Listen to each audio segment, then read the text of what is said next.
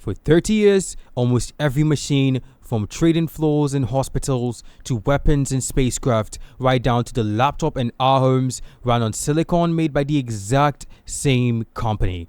They were not the biggest tech company in the world, but they were the company that the biggest tech companies in the world were built on top of.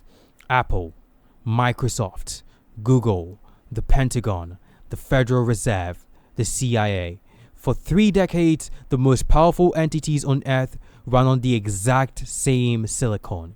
The Chinese government tried to copy it and failed terribly, while the Soviet Union collapsed trying to keep up.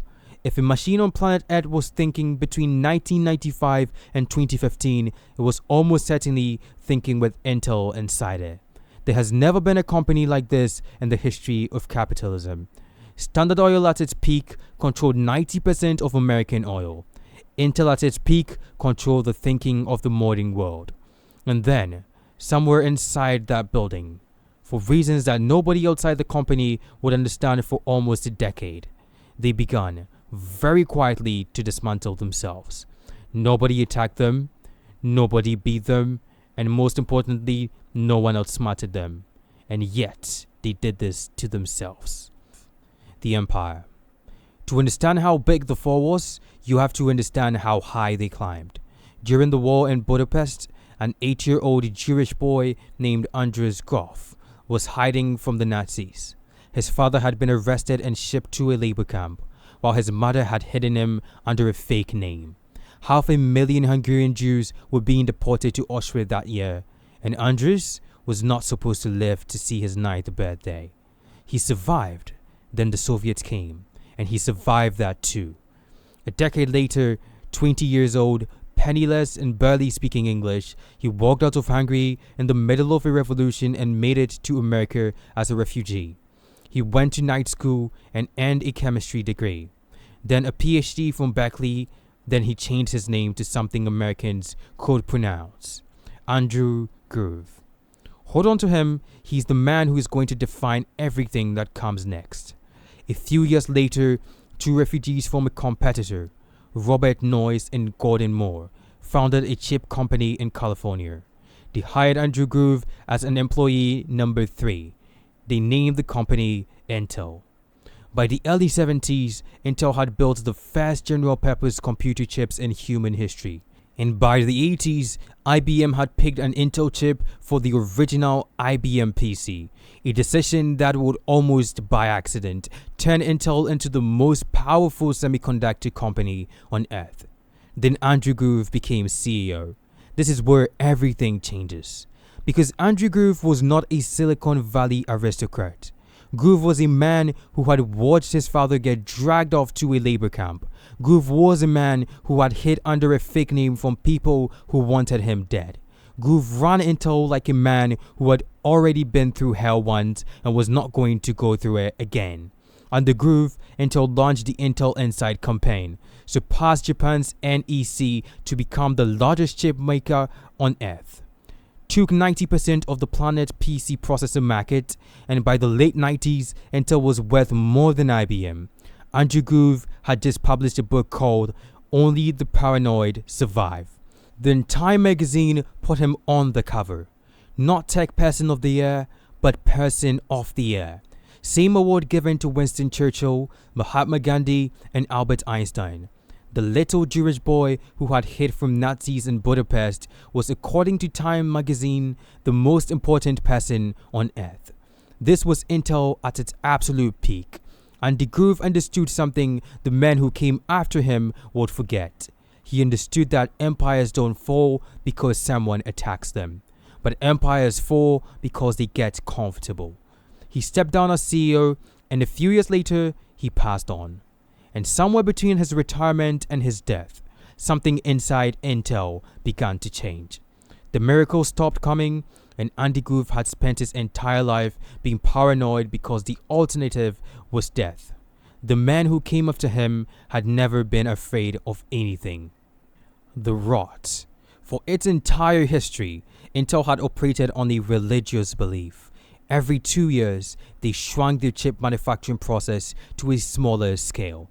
It was the engine that drove Moore's Law itself.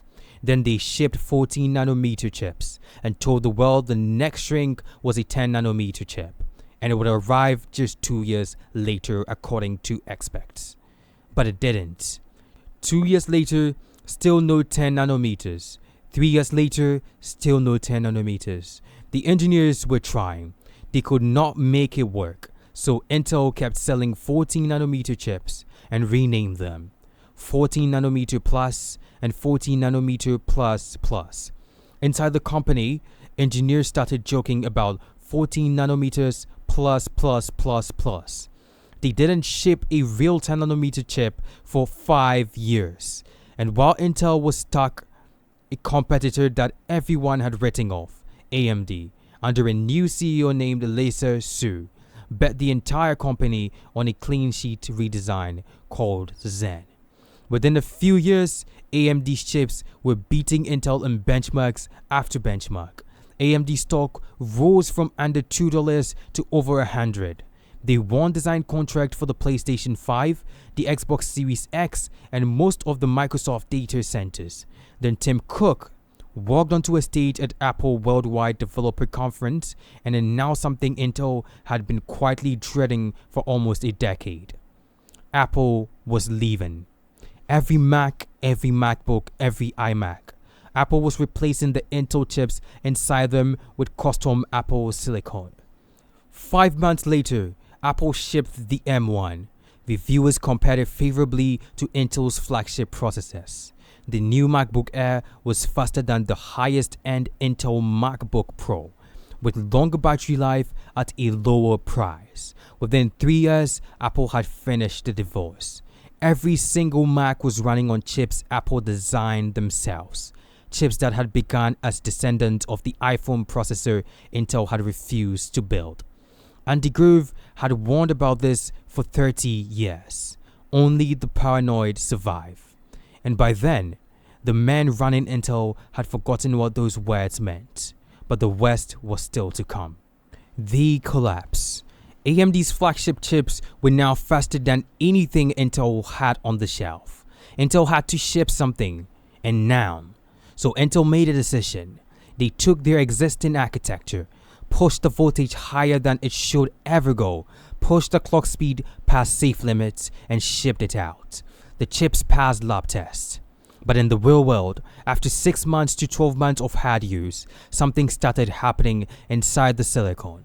A circuit inside the processor core exposed to sustained high voltage and temperature aged prematurely. The chip became unstable, then it crashed, then died. It was, in the most literal sense, a chip that was cooking itself. An Australian game studio called Arrogance Games posted publicly that Intel's flagship processors were defective. They reported a near 100% failure rate inside their server fleet. They moved every server to AMD, and crashes dropped by 100 times. For nearly 6 months, Intel had been blaming motherboard manufacturers, then game developers, then users. Now everyone knew the next earnings call was a bloodbath. The stock dropped 26% in a single day, the worst day Intel had had in 50 years. $32 billion erased before launch, and dividends suspended for the first time in 3 decades. 15,000 people fired, and Intel's market cap dipped below $100 billion, first time since before the dot-com peak. 12 days later, a member of Intel's board of directors quietly resigned. The official statement was corporate boilerplate. Reuters published the truth a week later. He had been clashing with the board for 2 years over Intel's bloated workforce, risk-averse culture, and a laggy AI strategy. He had told the board what was wrong. They didn't listen, so he walked away. His name was Lip-Bu Tan. 4 months later, Intel CEO Pat got the same ultimatum he had probably given to others on his way out: retire or be removed. And this time around, he retired. The board named 2 interim co-CEOs because they didn't have a plan. The stock kept falling, and somewhere in California, a 65-year-old man who had been told he was overreacting was watching the whole thing burn. The reckoning. A few months later, the same board that had ignored Lip Bhutan came crawling back to him. They asked him to be CEO, and he said yes. His first move was not strategic, it was not visionary, but it was surgical. He fired another 25,000 people on top of the previous round. Intel's headcount crashed from 120,000 people to roughly 85,000. 1 in 3 employees gone in 3 years. He shut down the AI division Intel had paid $2 billion for and cancelled their next generation chip without ever shipping it. Killed entire roadmaps that developers or engineers had spent their careers on. Then he opened the doors. The United States Treasury took a nearly 10% equity stake in Intel. The most powerful semiconductor company in American history was now in part owned by the American government. Then Nvidia, Intel's arch-enemy for 30 years. The company that had publicly humiliated Intel in the AI race, invested $5 billion, bought 4.4% of the company, and signed a joint product agreement. Future Intel chips would ship with Nvidia graphics inside them. Within a year, Intel stock had surged. By every Wall Street metric, Tan had pulled off a miracle. But pull back from the stock chart for a second and look at what actually got saved. Of the people who had worked at Intel 3 years earlier, more than 1 in 3 were gone. The division for AI was gone. The next generation chip was gone. The strategy the previous CEO had built his career on quietly buried. The United States government owns nearly 10% of Intel. Nvidia, the rival they spent 30 years trying to crush, owns 4.4%. Future Intel chips will literally have Nvidia silicon inside them. The Intel that bullied AMD for a decade is dead. The Intel that delayed 10 nanometers for 5 years and shipped silicon that ate itself is dead. What's standing now is leaner, smaller, foreign investors funded and government supervised. It carries the same name, the same logo, the same headquarters in Santa Clara, but ask any of the 46,000 engineers who used to work there, and they will tell you the same exact thing. This isn't Intel anymore. Intel weren't unlucky. They made 1,000 arrogant choices over 15 years, and exactly one of them came home. When they walked Tan out of the boardroom, they walked their old company out with him. But when he came back, the old Intel didn't. The stock chart says he won. The 46,000 people who used to walk those very floors, the arrogant, lazy, bureaucratic Intel, the one that thought it was too big to fail, got executed. What replaced it is something the founders wouldn't recognize. If you think Intel's mistakes were bad, wait until you see what Google is doing right under your nose.